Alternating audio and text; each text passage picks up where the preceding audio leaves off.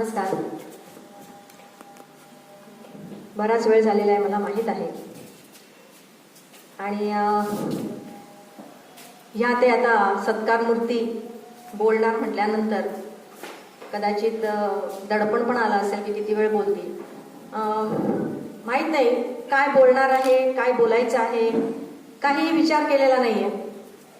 फक्त इथे येऊन उभी आहे.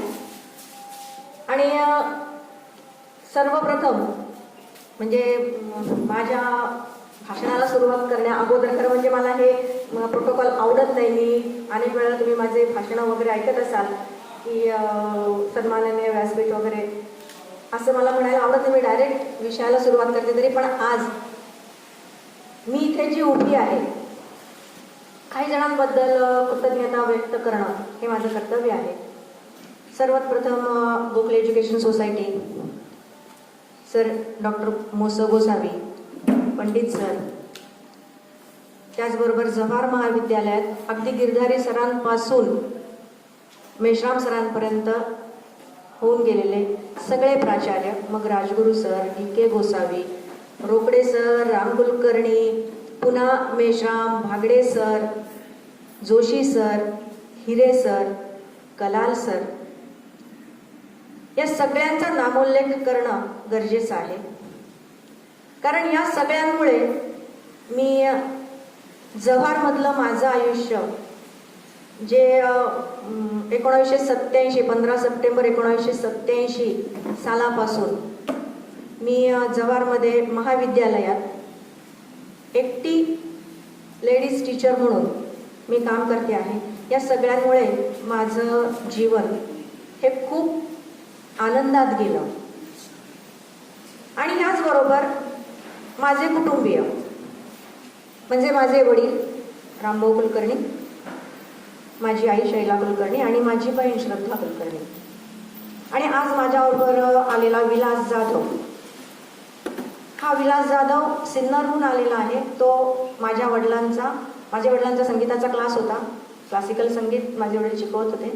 त्यांचा तो विद्यार्थी आणि माझ्या वडिलांना त्यांनी वडीलच मानलेलं, त्यामुळे आमचा तो भाऊ. या सगळ्यांच्या मी ऋणातच राहणार आहे. कारण यांच्यामुळेच मी आज जव्हारमध्ये आले. वडिलांच्यामुळे, मुळात वडिलांमुळे. कारण वडिलांनी सांगितलं होतं की पोरींनो, लग्न ही दुय्यम गोष्ट ठेवा, नोकरी स्वतःच्या पायावर खंबीरपणे उभे राहा. नोकरी वगैरे मला करायची नव्हती. त्याच्या विरुद्ध माझी ताई होती, तिला नोकरी करायची होती. आणि तिला सुदैवाने इतकी जवळ नोकरी लागली की रस्ता ओलांडला म्हणजे आम्ही भुतडा, नाशिक रोडला भुतडा भवनमध्ये राहायचो. रस्ता क्रॉस केला की पलीकडे तिची बँक होती. इतकी जवळ तिला नोकरी लागली. आणि मला मात्र जव्हारमध्ये मला नोकरीसाठी मी आले. म्हणजे ज्या वेळेला MA झाले, BEd झाले आणि वडिलांनी सांगितलं की नाही नोकरी करायची आहे. आणि मग अनेक ठिकाणी अर्ज केले. त्यात जव्हार कॉलेजची जाहिरात आली आणि अर्ज टाकला. जव्हार कुठे कोणालाही माहीत नाही. जव्हार जव्हार कॉलेज आहे ते गोखले एज्युकेशनचं आहे हे जाहिरातीत वाचलं होतं. वडील म्हणाले ठीक आहे, एकाच संस्थेचं कॉलेज आहे, ज्या कॉलेजमध्ये तू शिकली आहे त्याच कॉलेजमधलं म्हणजे आहे, तर जायला काही हरकत नाही. अर्ज टाकला. कॉल लेटर आल्यानंतर वडील त्यांच्या एका मित्रांना घेऊन जव्हार बघायला आले आणि जव्हारच्या ते प्रेमात पडले. इतकं सुंदर त्यावेळेपासूनचं जव्हार आणि आजचं जव्हार. ते मला म्हणाले की राहायला काही हरकत नाही. मग इंटरव्ह्यूला आम्ही वडीलच घेऊन आले मला. त्यावेळेला पाटील सर, कारण मी या सगळ्यांमध्ये शेंडेफळ नक्कीच, कारण जाधव सर माझ्यापेक्षा अगोदर लागलेले होते, पाटील सर होते, देशपांडे सर, भागडे सर, सगळे माझ्यापेक्षा सिनियर होते. आणि मी आले ती शेवटची, म्हणून मी स्वतःला शेंडेफळ म्हणते की मी इथे आलेली 87 सालातली शेवटची. आणि मग माझं सिलेक्शन 3 नंबरवर झालेलं होतं, कारण जागा SCची होती. आणि जे 2 माझ्या अगोदरचे सिलेक्शन झालेले होते ते SC कॅटेगरीचेच होते. आणि त्यावेळेला काहीतरी असा नियम होता की 5 वर्ष जर त्या कॅटेगरीतले मिळाले नाही ती जागा ओपनला जायची. त्यामुळे माझं सिलेक्शन 3 नंबरवर झालेलं होतं. दोघं जॉईन झाले नाही. दोघांची NOC मला घ्यायला सांगितली सोसायटीने. आणि मला पंडित सरांनी सांगितलं का गं जाशील ना जव्हारला, राहशील ना जव्हारला. कारण पंडित सर माझे 11वी पासूनचे प्रिन्सिपल, 11वी पासून MA पर्यंत मी बिटको कॉलेजमध्ये शिकले आणि बिटको कॉलेजचे ते प्रिन्सिपल होते. आणि या प्रत्येक पाळीला मग एकतर मी गाणं आणि नाचणं, नाटकात कामं करणं हाच माझा कॉलेजमधला सगळा म्हणजे काय म्हणायचं की त्याला को करिक्युलर ॲक्टिव्हिटीज हे जास्त माझे होते. त्यामुळे पंडित सरांशी सारखा संपर्क यायचा, जायचं आपला मला गाणं म्हणायचं आहे, मला माझं स्वागत गीत झालं पाहिजे, माझं असं झालं पाहिजे, माझं तसं झालं पाहिजे, ह्या ह्याच्यात मी कायम पंडित सरांच्या संपर्कात असायचे. पंडित सर त्यावेळेपासून मला त्यांची ते मुलगीच मानतात. म्हणून त्यांनी मला सांगितलं राहशील ना जव्हारला? मी हो म्हटलं. आणि 87 साली मी 15 सप्टेंबर 87ला जव्हारमध्ये आले. त्यावेळेला ही बिल्डिंग नव्हती. त्यावेळेला जसे पाटील सर आणि ते 4 खांब जे होते ते खड्ड्यात राहायचे. स्टेजच्या खाली अंडरग्राऊंड मध्ये ते राहायचे. साप काय, उंदीर काय, विंचू काय, हे सगळं होतं. मला तर खरं म्हणजे त्याची काहीच सवय नव्हती. मला उंदीर घरात असायचे तेवढेच, पण साप माहिती नाही, विंचू तर त्याहून माहिती नाही. आणि मग मी 15 सप्टेंबरला जॉईन झाले. माझे आई वडील मला सोडायला आले. एक छोटीशी खोली, म्हणजे अगदी हातपाय पसरेल एवढीच खोली, म्हणजे हात पसरला, दोन्ही हात पसरले तर भिंती लागतील इतकी छोटी खोली, अशी मला ती खोली मिळाली 75 रुपये भाड्याने. तिथे मला वडिलांनी, आई वडिलांनी ठेवलं आणि ते निघून गेले. संध्याकाळी 5:30 वाजता मला गिरधारी सरांचा फोन आला की मॅडम, फोन नाही आला, निरोप आला. मात्र रमेश कोरडाच मला निरोप घेऊन आला की मॅडम तुम्हाला, कारण त्यावेळेला फोन वगैरे काहीच नव्हते, जव्हार कॉलेजला पण फोन नव्हता, की तुम्हाला कॉलेजमध्ये बोलवले. मी कॉलेजमध्ये आले. सरांनी सांगितलं की मॅडम उद्याला आपल्या नवीन बिल्डिंगचा भूमिपूजन समारंभ आहे, तुम्हाला स्वागत गीत बसवायचं आहे. मग ते स्वागत गीत बसवण्याच्या 4 मुली माझ्या समोर आल्या, त्यांचं स्वागत गीत बसवलं. अशी माझ्या कामाची सुरुवात झाली. जेमते महिना नाही झाला, संध्याकाळी आम्ही TYBAचे तास घ्यायचो. कारण TYBAचे फक्त माझे मराठीला, आणि खरं म्हणजे ना थोडंसं विषयांतर पण होईल, पण एक लिंक म्हणूया, किंवा जव्हार कॉलेजला 2च विषय BAला महत्वाचे होते, एक RD आणि मराठी. एका नाण्याच्या 2 बाजू होते. जिथे RD असेल तिथे मराठी, जिथे मराठी असेल तिथे RD. त्यामुळे ज्या ज्या ठिकाणी RDचे कॅम्प असतील तिथे मराठीच्या मॅडम जायलाच पाहिजे. त्यामुळे RD मराठी हे कॉम्बिनेशन जसं पहिल्यापासून असं, म्हणून कदाचित हा योगायोग म्हणावा लागेल की आमचा रिटायरमेंटचा सुद्धा, म्हणजे ते कोरोनाचं सावट वगैरे जाऊ द्या, पण आमच्या दोघांचाही रिटायरमेंटचा कार्यक्रम, म्हणजे RD मराठीचा रिटायरमेंटचा कार्यक्रम एकाच दिवशी व्हावा असा एक संकेत ठरलेला असेल. म्हणूनच कदाचित आज आम्ही दोघंही एकाच व्यासपीठावर, म्हणजे विद्यापीठात सुद्धा RD वाले, आता कदाचित नवीन लागलेले मला ओळखत नसतील, पण जुने सगळे प्रोफेसर RD म्हटलं की मग मराठीच्या मॅडम कुठे, कुलकर्णी मॅडम कुठे, असा प्रश्न विचारला जायचा. आणि मग आम्ही संध्याकाळी मोजके 5-7 जण माझे मराठीचे, म्हणजे RDचे पण विद्यार्थी होते. आम्ही संध्याकाळी, कारण ते सगळे शिक्षक होते, आम्ही संध्याकाळी त्यांचे लेक्चर्स घेण्यासाठी 5:30 नंतर, कारण त्यांच्या शाळा 5:30 नंतर सुटायच्या, मग ते यायचे आणि आम्ही त्यांचं लेक्चर घ्यायचो. लेक्चर झाल्यानंतर आम्ही घरी जायचो. घरी जाता जाता इथे जे पाण्याची टाकी आहे ना, या पाण्याच्या टाकी जवळ मला विंचू चावला. विंचू म्हणण्यापेक्षा विंगळी जी असते ना, ती विंगळी चावली. फाट दुःख, काय तो पेन, म्हणजे मला हॉस्पिटलमध्ये नेईपर्यंत कमरेपर्यंत वीज चढलेलं होतं. मला त्या लालसरे वहिनी आणि कोकडबाई आपल्या मुक दिव्या शाळेच्या ज्या प्राचार्य आहेत, त्या दोघींनी मला असं उचललं आणि हॉस्पिटलमध्ये नेलं. मला रात्रभर हॉस्पिटलमध्ये ऍडमिट व्हावं लागलं. तोपर्यंत मी घरी 8 दिवस मी घरी पण कळवलं नव्हतं की मला असं असं काही झालेलं आहे.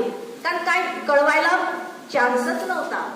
कारण पत्र जर लिहिलं तर त्यावेळेला ठाणे जिल्हा होता, पत्र लिहिलं की पहिले ठाण्याला जायचं, ठाण्यावरून ते नाशिकला जायचं. आणि मग मी 8 दिवसांनी मला लालसरे कुटुंबाने मला घरी नेऊन सोडलं. त्यावेळेला कळलं की मला काहीतरी असं असं झालेलं होतं म्हणून. त्यावेळेला सगळ्यांना वाटलं की आता कुलकर्णी मॅडम काय येतात, झालं विंचू चावला त्यांना, आता काही. पण मी कुठली चिवट, दिवाळीची सुट्टी संपवून मी पुन्हा कॉलेजमध्ये हजर झाले. अशी माझी खरं म्हणजे या नोकरीची सुरुवात झाली. पण एक नाही आपलेपणा वाटला या कॉलेजमध्ये की अरे मुलं येत आहेत, यायचं आहे, त्यांना शिकायचं आहे. आपण खूप सुखात आयुष्य काढलेलं आहे. आपल्याला खूप छान शिक्षण मिळालेलं आहे, कुठलेही प्रयास न करता आपल्याला शिक्षण मिळत गेलेलं आहे. आणि इकडे मात्र मुलांना शिकायचं आहे, पण शिकवायला कोणी नाहीये. मग मला जर इथे माझ्या सुदैवानीचं मला इथे नोकरी लागलेली आहे, तर मला इथेच राहायचंय. आईचा विरोध होता बरं का त्यावेळेला मला. आई म्हणाली की वर्ष झाले की तू तिकडे घरी यायचं, कारण वर्षाचीच अपॉइंटमेंट होती, 700 रुपये तर पगार होता आम्हाला. पण आईला हो हो आई जाऊ दे ना, 1 वर्ष काढते, अजून 1 वर्ष काढते, अजून 1 वर्ष काढते, असं करत करत करत मी इथे परमनंट झाले. अनेक किस्से परमनंट होताना सुद्धा अनेक अडचणी आल्या, कारण माझा BA ला जॉग्राफी विषय होता, MA ला मराठी विषय. मग ॲप्रुव्हल मिळायला प्रॉब्लेम झाला, पण पाटील सरांच्या मुळे आणि जाधव सरांच्या मुळे, दुखंडे सरांमुळे, त्यांचे नाव घेणं मला गरजेचं आहे, त्यांच्या अथक प्रयत्नामुळे मला, कारण इथे आदिवासी भागात एक बाई काम करते हा त्यांनी एक मुद्दा लावून धरला की एक बाई इथे आदिवासी क्षेत्रात काम करते आणि तुम्ही तिला अपॉइंटमेंट दिलेली आहे, तर तिला तुम्ही ॲप्रुव्हल का नाही देऊ शकत. मग माझं सगळं BA पासूनचं सगळं मराठीचं रेकॉर्ड बघितलं आणि मग मला दुखंडे सरांनी परमनंट ॲप्रुव्हल मला मिळवून दिलं. त्यावेळेपासून आजपर्यंत म्हणजे येऊन गेल्या अनेक लेडीज टीचर येऊन गेल्या, पण शेवटपर्यंत टिकलेली मी एकटी बाई. गमतीनं मी म्हणते मी हातात बांगड्या नाही भरलेल्या, खरंच नाही भरलेल्या मी बांगड्या. अनेक प्रसंग असे आलेले आहेत की ज्या वेळेला खरं म्हणजे पुरुषांची कामं आहेत ती कामं मी केलेली आहेत. म्हणजे अगदी मला धांडे सर समोर बसलेले त्यांचं उदाहरण आठवतं. कलाल सरांच्या काळामध्ये रद्दी विकण्यासाठी नाशिकला टेम्पो भरून नेलेला होता आणि नेताना स्वतः कलाल सर होते, धांडे सर होते, आणखी मला तर रमेश कोरडा होता. आणि त्यावेळेला पुन्हा एकटी माझ्याचकडे पहिले गाडी होती. अगदी पार त्र्यंबकच्या त्या वळणापर्यंत गेले असतील, मला कलाल सरांचा फोन आला की मॅडम तुम्ही ताबडतोब गाडी घेऊन या. म्हटलं का बरं? म्हणे धांडे सरांची तब्येत एकदम बिघडलेली आहे, तुम्ही गाडी घेऊन या, त्यांना जव्हारला घेऊन जायचं आहे. म्हटलं बरं. निघाले मी. 12:30ची वेळ होती दुपारची. मग मी निघाले, पण पुन्हा त्यांचा फोन आला की मॅडम पाण्याची बाटली वगैरे घ्या बरं का बरोबर, आणि त्यांना पाणी बिणी पाजावं लागेल, कारण आमच्याजवळ काहीच नाही आहे, आणि कोणाला तरी सोबत बरोबर घ्या. म्हटलं बरं. मग मी एकाला बरोबर घेतलं आणि आम्ही तिथे गेलो.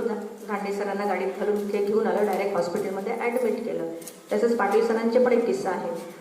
निजामपूरकरांचा हात असं बोलता बोलता त्यांचा हात पाटील सरांच्या डोळ्यात गेला. आता काय करावं, इथे तर अभिलाष होईना. गाडी काढली आणि त्यांना नाशिकला दवाखान्यात घेऊन आले. त्यामुळे मी खरंच गमतीनं नाही, पण खरंच म्हणते की मी असे कामं इथे केलेले आहेत की जे म्हणजे मला वाटतं वहिनी त्यावेळेला म्हटल्या पण होत्या की अहो काय तुमच्या कॉलेजमध्ये पुरुषांनी करायचे कामं तुमच्या कुलकर्णी मॅडम करता आहेत, समर्थपणे करता आहेत. आणि आणखीन एक जे मला समाज कार्य करण्याची जी गोडी लागली, म्हणजे मला माहित नव्हतं की माझ्यात समाजकार्य करण्याचा किडा आहे. ज्यावेळेला मी इथे आले, RD हा विषय पण माहित नव्हता, ग्रामीण विकास हा विषय आम्हाला पाटील सरांमुळे इथे कळला. त्याच्यानंतर NSS, कारण पुन्हा जिथे मुली तिथे कुलकर्णी मॅडम, हे एक समीकरणच होतं. NSS झालं, कुलकर्णी मॅडमना कॅम्पला जाणं गरजेचं आहे. 10 दिवस NSSचा कॅम्प असायचा. 10 दिवस कुलकर्णी मॅडम कधीही त्या कॅम्पमधनं हल्ल्या नाही, ठामेठोक तिथे बसलेले असायचे. त्यामुळे मुलांना रागवणं आलं, चिडणं आलं, शिस्त लावणं आलं. त्यामुळे मुलं मला घाबरायचे, नको मॅडम भांडता, नको मॅडम भांडता. म्हटलं भांडा, पण शिस्तही लावलीच पाहिजे. अनेक चांगल्या वाईट, अनेक NSSच्या कॅम्पमध्ये तर अनेक चांगले वाईट अनुभव आलेले आहेत. वाईट पण जास्त आहेत, पण वाईटातूनच काहीतरी चांगलं होत असतं, तसे ते अनुभव. मग पाटील सरांमुळे दारूबंदीचं काम आम्ही हाती घेतलं. अख्ख्या पंचक्रोशीत इथे बायका सुद्धा दारू पितात. मग गोपाळ दुखंडे सर, जव्हारमधले अनेक समाज कार्यकर्त्या लोकांना आम्ही गोळा केलं आणि 3 दिवस आम्ही सायकल रॅली काढली दारूबंदीची.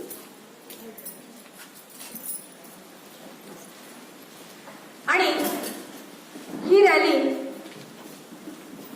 अख्ख्या पंचक्रोशीत गाजली. आणि नुसतीच नाही तर लोकांनी दारू सोडण्याच्या प्रतिज्ञा हाती घेतल्या. आम्ही प्रत्येक ठिकाणी जाऊन ज्यांनी दारू सोडलेली आहे अशा ठिकाणी जाऊन बायकांचे आणि पुरुषांचे सत्कार केलेले आहेत. तोच प्रकार सामुदायिक लग्नाचा. सामुदायिक लग्न NSS अंतर्गत आणि काही NGOs मिळून आम्ही सामुदायिक लग्न हाती घेतली. एका मंडपामध्ये 100 जोडप्यांची आम्ही लग्न लावलेली आहेत. अर्थात कामाचं वाटप, पाटील सर वेगळं काम करायचे, मी वेगळं काम करायचे. हे करत असताना कॉलेजकडे कधीही दुर्लक्ष झालं नाही. अगदी फक्त माझं PhD मात्र बाकी राहत होतं. करायचं नव्हतं मला खरं म्हणजे PhD, पण हिरे सर आले आणि नॅक होतं त्यावेळेला. 2010ची गोष्ट आहे. 10ला हिरे सर जॉईन झाले. माझ्याकडे पण घरी माझ्या वडिलांची तब्येत अचानक म्हणजे त्यांना कॅन्सर डिटेक्ट झाला आणि मग मला त्या नॅकच्या कालखंडातच मला घरी राहणं भाग पडलं. त्यावेळेला मग नॅकची तयारी करत असताना हिरे सरांच्या लक्षात आलं की मॅडमकडे इथल्या बोलीभाषेचं खूप संकलन आहे. आणि मग ते माझ्या मागे लागले की मॅडम तुम्ही PhD करा. म्हटलं सर मला नाही करायची PhD. नाही तुम्ही कराच, तुमच्याकडे एवढं संकलन आहे, तुम्ही कराच. शेवटी मी ऐकत नाही असं म्हटल्यानंतर त्यांनी पुणे विद्यापीठाचा PhDचा फॉर्म स्वतःहून आणला. त्यांनीच भरला तो फॉर्म. मला म्हणे आता फक्त हा फॉर्म तिकडे जाऊन सबमिट करायचा आहे, तुम्हाला PhD केलंच पाहिजे मॅडम. म्हणून मग शेवटी PhD मी केलं. अर्थात हे PhD करताना खरंच 2011ला माझं रजिस्ट्रेशन झालं. 2014ला माझी PhD पूर्ण झाली. पण या काळामध्ये मी एकदाही PhD साठीची म्हणून रजा घेतली नाही. कारण PhD साठीची मी रजा घेतली असती तर माझ्या मुलांचं नुकसान झालं असतं, कारण महिना मला घरी राहावं लागलं असतं. म्हणून मी कधीही PhD साठी रजा घेतली नाही. अगदी माझ्या सुदैवाने असं म्हणेल की माझा व्हायवा सुद्धा सुट्टीतच लागला, दिवाळीच्या सुट्टीतच लागला. त्यामुळे मला व्हायवासाठी सुद्धा मला PhD साठी रजा घ्यावी लागली नाही. त्यामुळे मी हिरे सरांची पण ऋणी आहे की त्यांच्यामुळे माझं PhD झालं.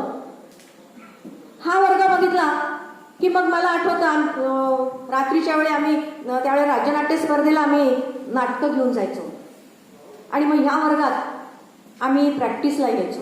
रात्री 10 वाजता आम्ही इथे प्रॅक्टिसला सुरुवात करायचो. गावातून मुलांना गोळा करायचं, इथे यायचो, प्रॅक्टिस करायचं. त्यावेळेला तर आणखीन एक आजपर्यंत खरं उल्लेख पण नाही झालेला, पण मी करते की असा एक समज होता की ह्या भागामध्ये भूत आहे. अनेक वेळेला KV हायस्कूलमध्ये मुलं ओरडून उठायची की भूत दिसलं. पण आम्हाला कधी दिसलं नाही, कारण आम्हीच भूत होतो ना.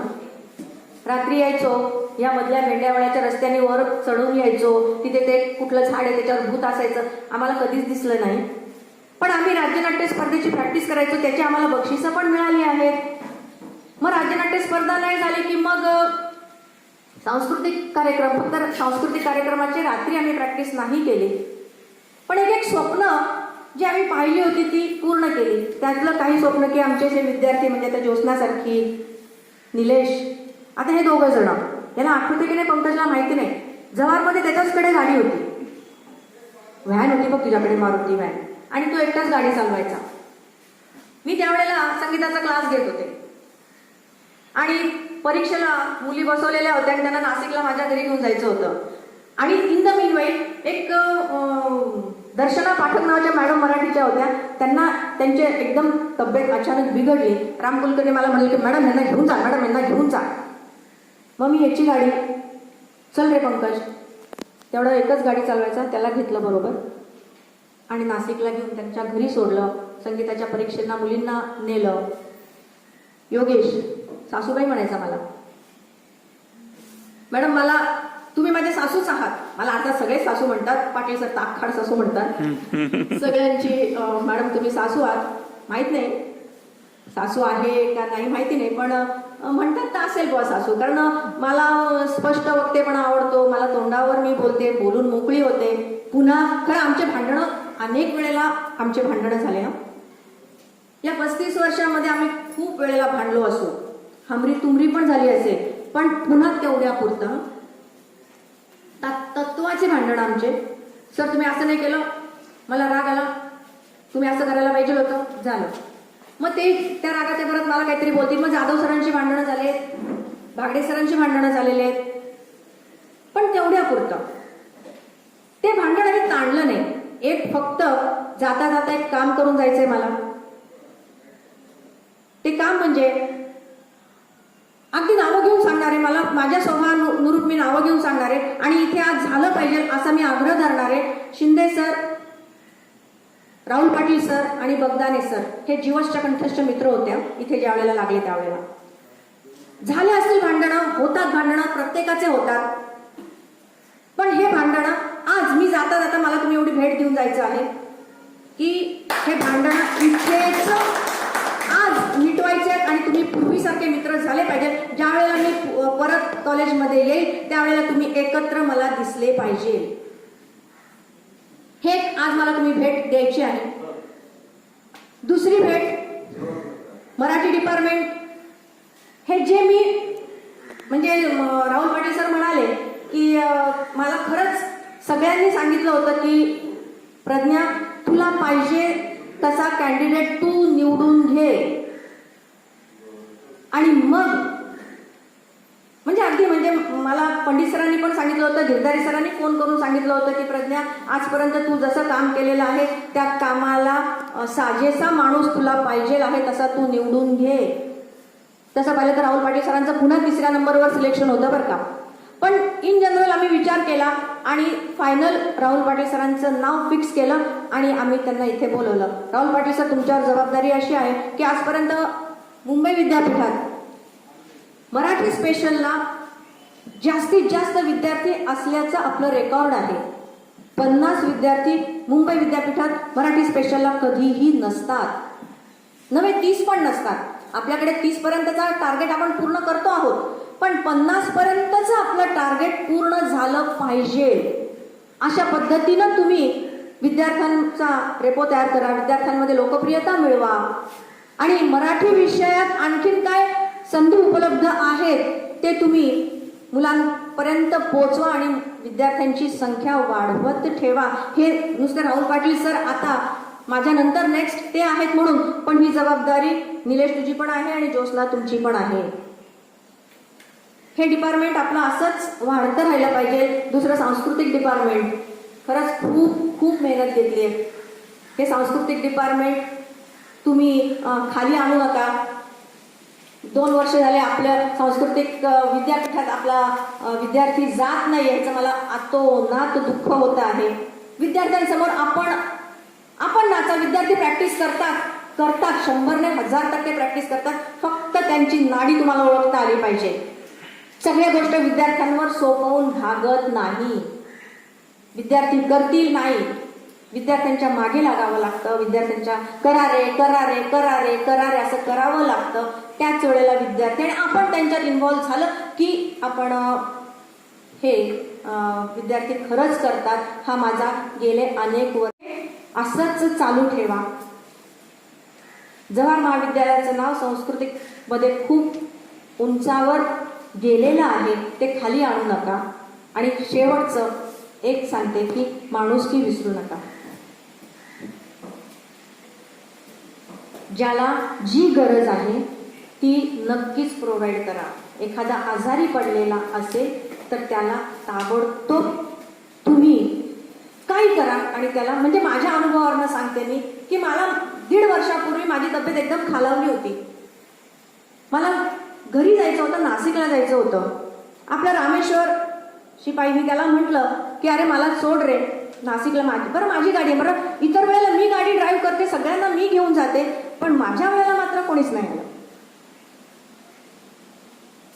रामेश्वरला पाठवलं गेलं नाही का तर आमचे प्रॅक्टिकल चालू आहेत, आम्ही नाही पाठवणार. अगदी म्हणजे नावं घेऊन सांगायचे मला हे नाही, कडलक सर आणि मुडबे सरांनी नाही पाठवलं. मग शेवटी पाटील सरांनी सांगितलं की मी तुम्हाला माझी गाडी देतो, मी ड्रायव्हर देतो, तुम्ही गाडी घेऊन जा. मी तिथून नाशिकला गेले आणि डायरेक्ट हॉस्पिटलमध्ये ऍडमिट झाले. हे कृपया करू नका, कोणाच्या जीवाशी खेळू नका. ही गोष्ट जर लागली असेल, तुम्हाला जोमली असेल, राग आला असेल तर येऊ द्या, पण माणुसकी मात्र खरंच सोडू नका. हे कुटुंब आहे, जवाहर कॉलेज एक कुटुंब आहे.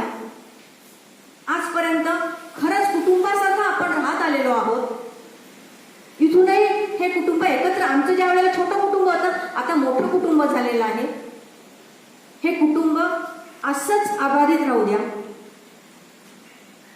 कोणीही नवीन आला की त्याला आपलंसं करून घ्या, सामावून घ्या. जिथल्या तिथे वाद होणारच, भांड्याला भांडं लागतंच, पण म्हणून ते आपण भांड आवाज झाला म्हणून फेकून नाही देत ना. तर ते भांड वाजू द्या, पण तेवढ्यापुरतं वाजू द्या. पुन्हा तुम्ही एकत्र व्हा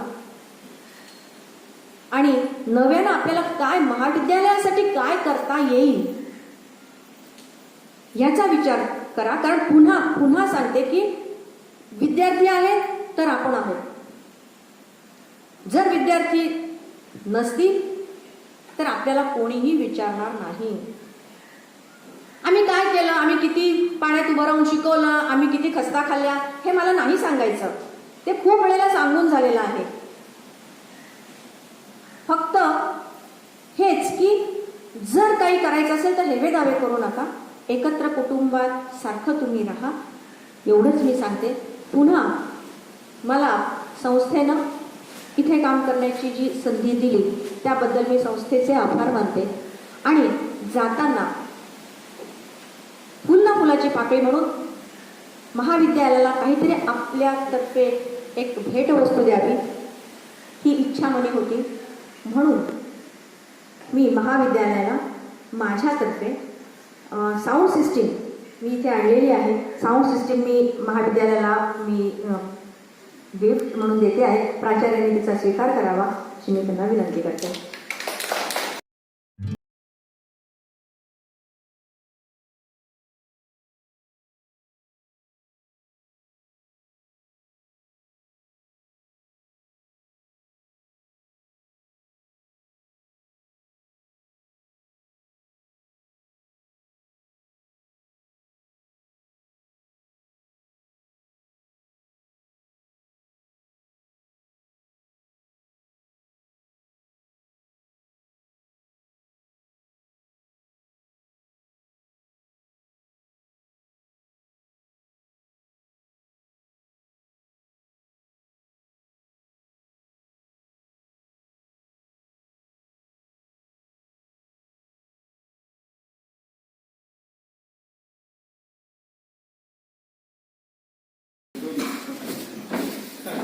मला बोलण्याची संधी दिली त्याबद्दल मी प्राचार्य आणि माझे सर्वांचे आभारी आहे.